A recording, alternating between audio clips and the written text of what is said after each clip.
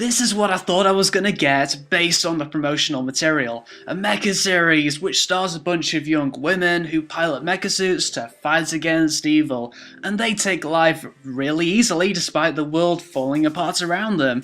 Now you're probably wondering, GC, how is that interesting? First of all, the contrast between the women relaxing and having a good time together whilst there's a terrible war around them would have provided a strong enough contrast, as well as plenty of opportunities to become a very psychological exploration as the women go through various states of mind. In fact, this could have turned into a psychological mecha horror, which focuses on the minds of the women mecha pilots. They could get up to all kinds of things. It may be that one of them feels such a strain and thinks that sex would take away her stress, or one of them considers capturing and torturing a beta monster as a form of revenge. You know, interesting psychological scenarios with sprinkles of darkness and mecha action. Did I get any of that? Yes, in fact, I actually did, for 2 episodes.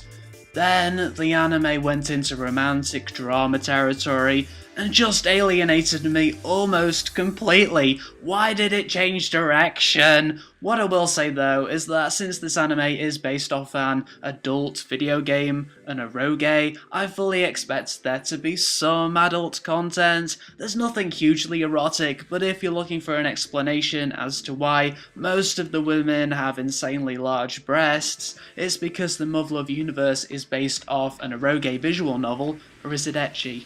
What I did not expect, yet I'm glad I did get, is that there are hints of the indirect problems war can create. There's all this disgusting prejudice against teams of mecha pilots because some lost their homelands and some didn't, and also the beta war sparks terrorist acts. How surprisingly plausible. Now, a lot of the problems in this anime could be attributed to it being rushed, but to be honest, I don't actually mind when anime is rushed, as long as everything's entertaining. Yes, a lot of the animation is static here, but it didn't really bother me for the most part.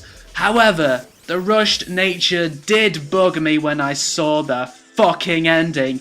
That ending is unbelievably nonsensical. You can see my episode 25 review with all the spoilers, but the last episode left so many questions unanswered and a completely random excuse for a final battle. Some important questions that flared up in previous episodes were just forgotten about. What happened to Commander Latrova? Did Yui actually teach Yuya Japanese sword fighting?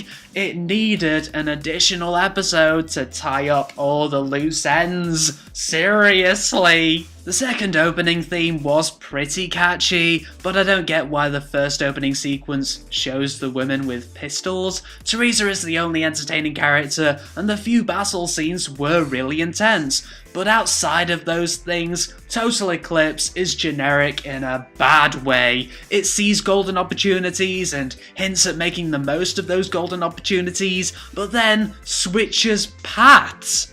I don't hate this anime, but there are way too few reasons to actually watch it. It could have worked, and it knows it could have worked, but the creators just didn't have the bravery to execute some outside the box thinking. I can understand who would watch this. This is like bubblegum for the mind. There are people out there who are just thirsty for something random to watch, and this can quench that thirst. But for me, as someone who actually likes generic stuff, this just appalled me with way too many missed opportunities and way too many unanswered questions. 2 stars out of 5.